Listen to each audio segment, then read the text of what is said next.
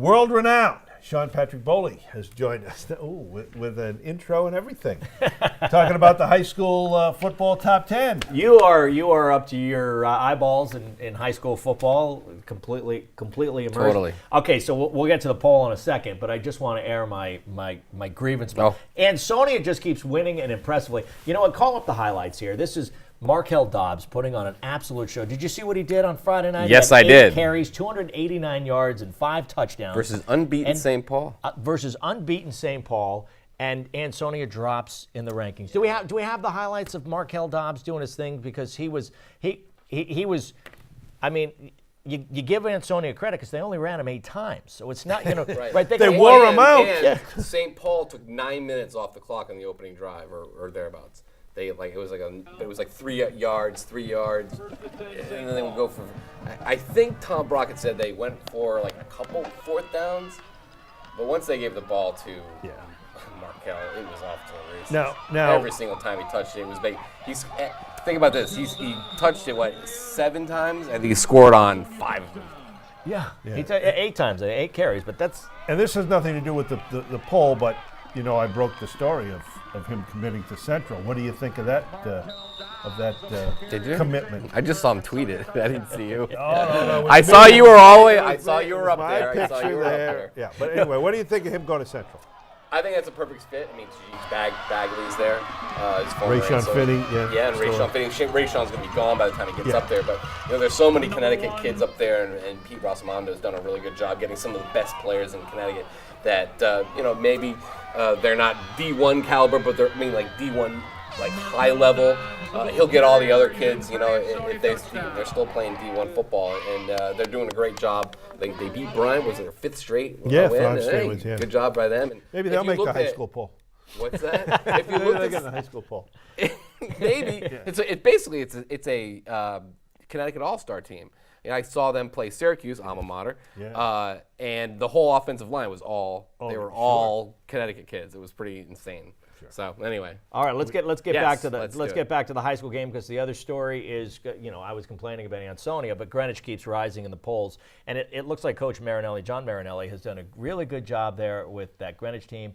They won again big on Saturday, and again, I would say of their victories, one of them was a team that was in the top 10 poll before the season started, New Canaan. Mm-hmm. But they were number 1. Yeah, but impressively, they've beaten all the teams they're supposed to beat, right? Or at least the top-ranked team is supposed to beat. They put up a lot of points, and their defense may be underrated because their defense plays well too, as special teams as well. Play. Sorry, I love that little play right there.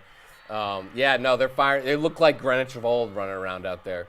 I don't think and they're really young too. They're juniors, a lot of junior stars, a lot of first-year players. It's not like a senior-dominated team, so this team its better days are well ahead of them. But they're firing on all cylinders right now, and they look pretty great. And let's move on. Sure. Can we take a look at the bottom half of the top 10 through up to 6? And does anything stick out for you? Well, let's see. Are they gonna pull it up here? Let's see here. No, we've got it. All right, there you go. Okay, so all right, I gotta jog my memory. All right, well, Shelton, they're still in there, number 10. That's where they started at the beginning of the year. Then they dropped out after their first loss, but they've since won 5 straight. They're 5-1 going into a huge. Shelton's first loss was to Cheshire, which has 2 losses. Right. Yes. It's a young team. Again, just like Greenwich, a lot of junior stars.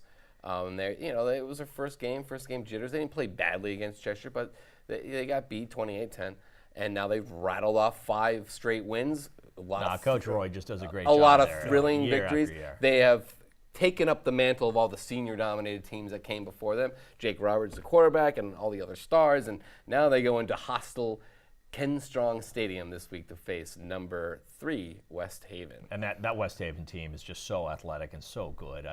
They are a senior-dominated team. Yes. Athletic. They have, let's see here, Chris Chance. They have Kyle Godfrey. They have the 2 Conlon brothers, Zach and Jake. Jake's the quarterback. Zach's also like the 3rd running back.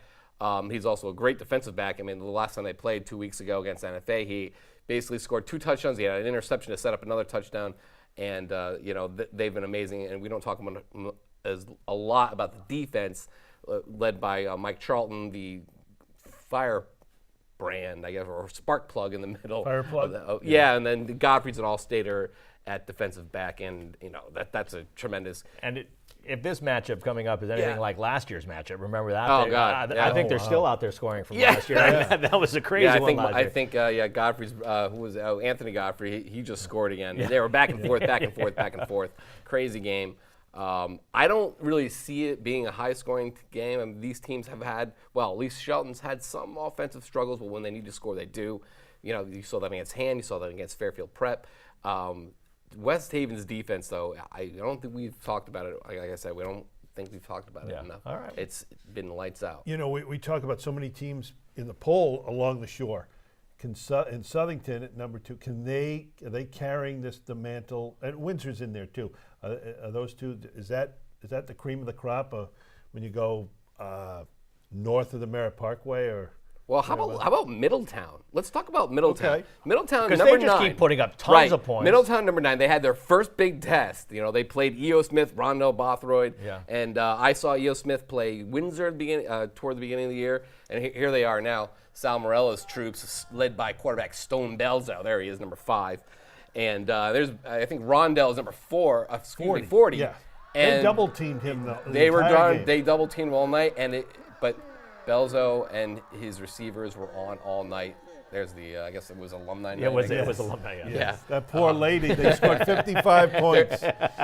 And I was surprised that E.O. Smith, their offense just wasn't as great there. I guess they score there. That's their only touchdown, but it wasn't as good. I think it held them to like 0 yards in the first half or something like that. We're like the 85 pairs out there.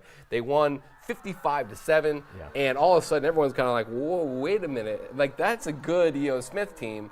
What's going on at Middletown? And they were ranked, but maybe they might be ranked too low. Who knows? I have them in the middle of the pack. I haven't seen them yet, but that was an impressive performance. I've seen them a couple times. It's a solid group.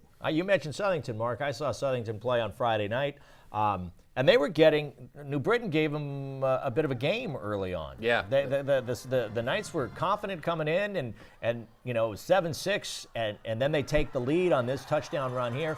But right after that, New Britain comes right back and made it close, and then Southington was able to pull away late. Yeah, real good showing here. A lot of top 10 teams, Darien being another one, struggled this week. And Southington was no different. They had, I think Barmore got picked off 3 times by the New Britain defense. They're very athletic. They can do. Look at this play. I mean, jeez. Yeah. They put together one of their better games of the year without winning. I think New Britain, but and it was only an 8-point game at halftime. Yeah. And then the next thing they were able to, just because they're Southern, they didn't put it all together. But that was kind of a wake-up call. They did not play well. I mean, their defense didn't let up a few easy scores. I mean, going into the bye, they had only allowed, what was it? Against Hall, they only allowed a minus 11 yards rushing or something crazy like that. But this wasn't a great game coming off the bye, so that was a kind of a wake-up call for Southern. I read some of the newspaper stories up there, and that's exactly what they said. There's the top 5. And how does Darien just win over Ward 17-0? Yeah, lots of mistakes. Ward did a really nice job, and they made sure to say that afterwards. Ward forced a lot of turnovers. I think they had at least 2 or 3 picks and maybe a couple fumbles, and they stopped them inside the red zone. The Ward defense played outstanding. Darien, Rob Chaffone said, we just didn't come to play today. Maybe we overlooked these guys.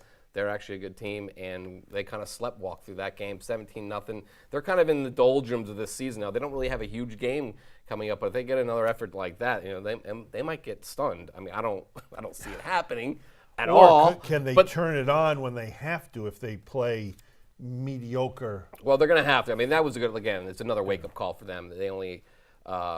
Their defense, however, is awesome, and it did its job. And they didn't show up, and they win in shutout fashion. So right. So they didn't win 47-0, but 17-0. I mean, you still, when you don't score on a team, you don't have a chance of winning. It's still a pretty young offense if you really want to look at it. I mean, all the guys starters are new. The defense is pretty young, but the defense the front 4 is almost as good as last year, if not better. I don't know. We'll have to see.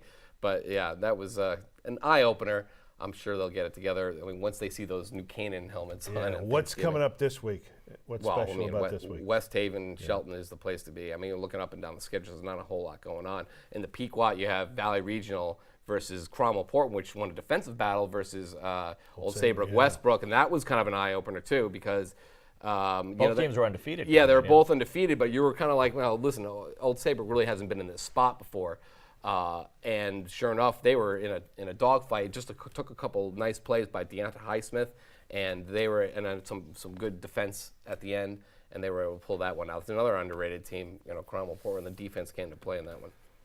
All right. Well, listen, Sean, thanks for coming in and shedding some light on this poll. I'm still a little I'm getting over this Ansonia dropping in the polls, It's only by 17 points. It wasn't like, they dropped I know, far. and listen, it's tough to argue against any of the teams.